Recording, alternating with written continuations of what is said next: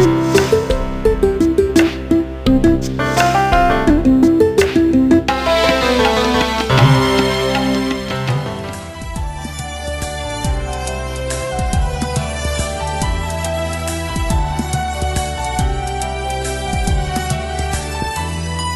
மீட்பர் உயிரோடு இருக்கிறார். என் மீட்பர் உயிரோடு இருக்க, என் மீட்பர் என்னுடன். நீங்கள் கேட்டுக்கொண்டிருப்பது ஜாய் ரேடியோ.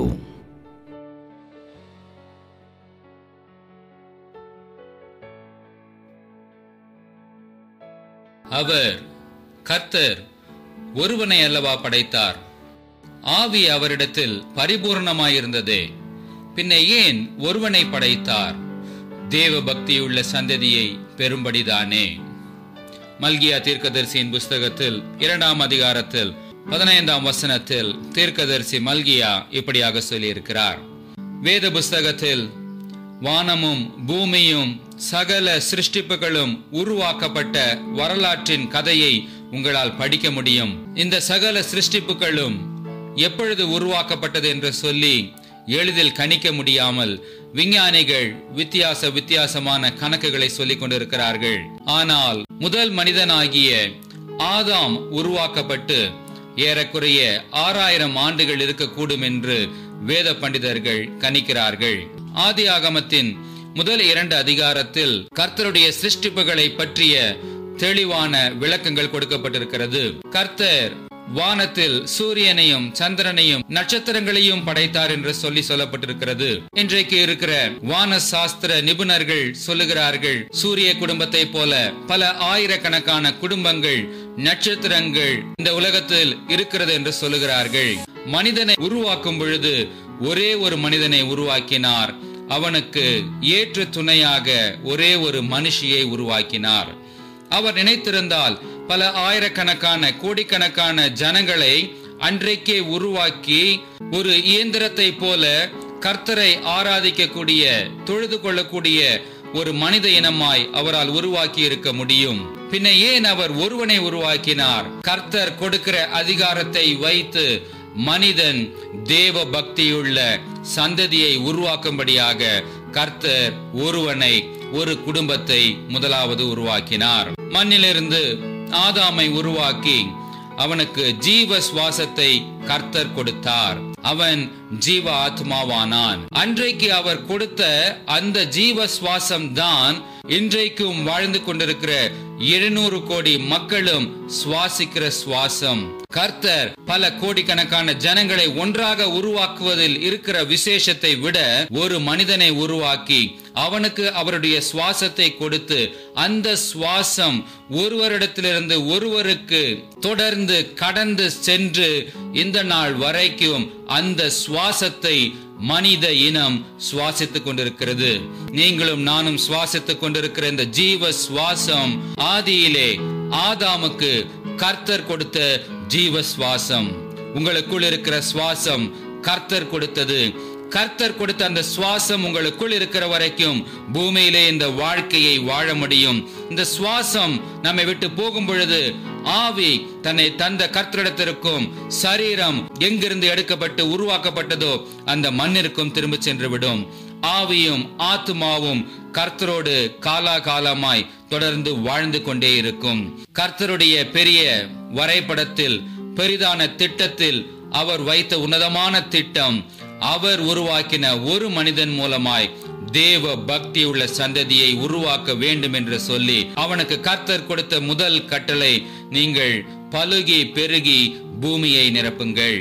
இந்த நாளிலும் என்னை கேட்டுக்கொண்டிருக்கிற உங்களில் பலர் கர்த்தர் உங்கள் ஒருவரை உங்கள் குடும்பத்திலிருந்து பிரித்தெடுத்திருக்க கூடும்.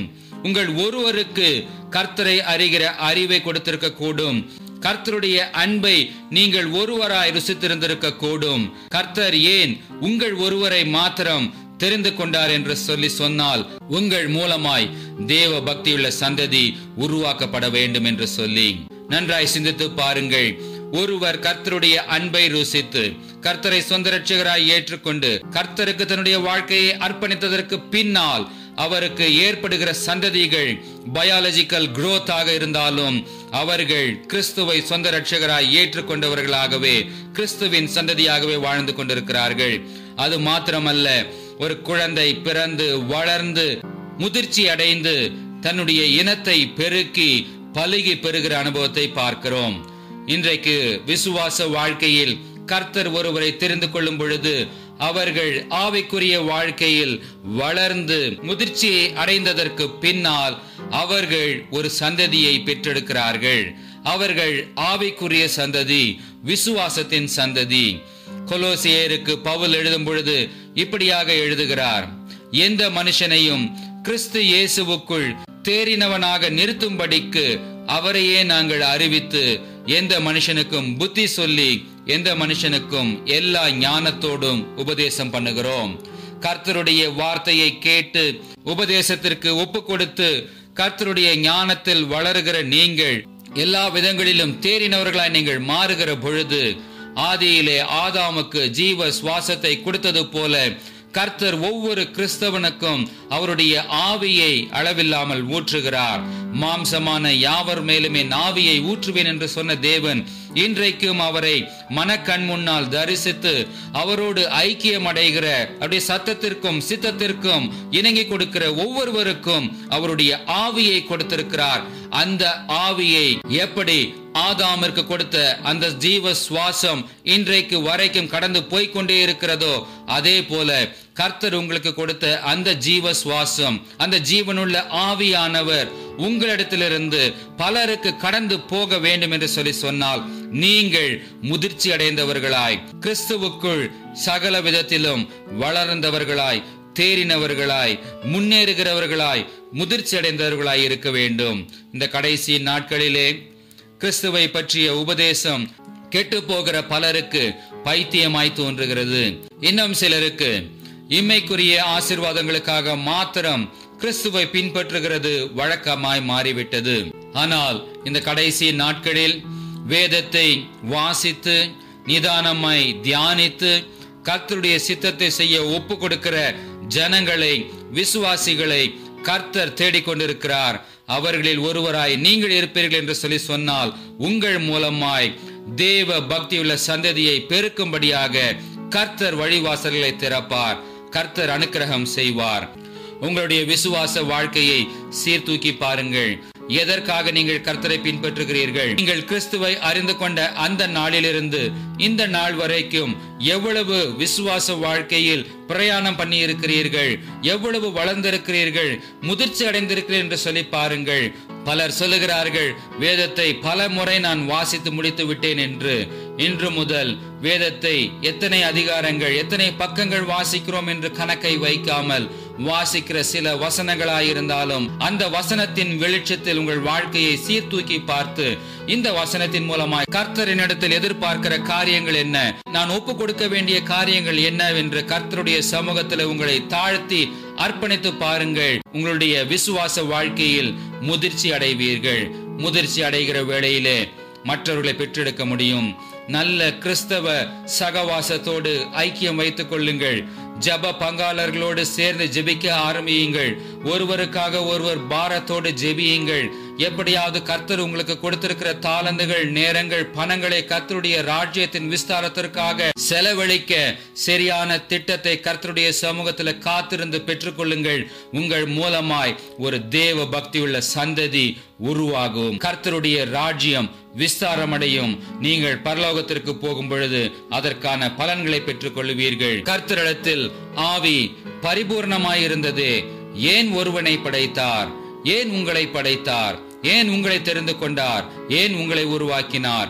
உங்கள் மூலமாய் தேவ பக்தி உள்ள சந்ததி உருவாக்க வேண்டும் என்று சொல்லி உங்களை தாழ்த்தி கர்த்தருடைய சமூகத்துல, கர்த்தாவே என்னை கொண்டு நீர் என்ன செய்ய சித்தமா இருக்கிறீர் என்று சொல்லி கர்த்தரை நோக்கி கேளுங்கள்.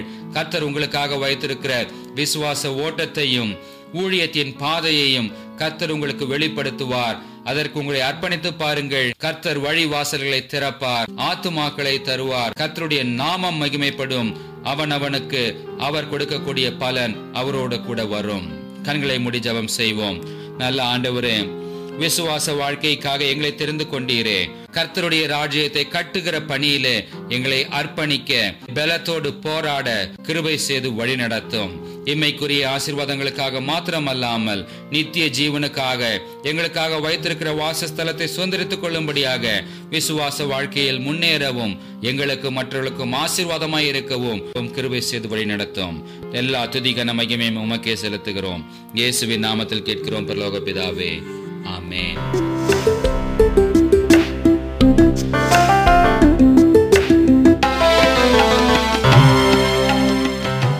நீங்கள் கேட்டுக்கொண்டிருப்பது Joy radio. Don't forget to subscribe to Joy Radio.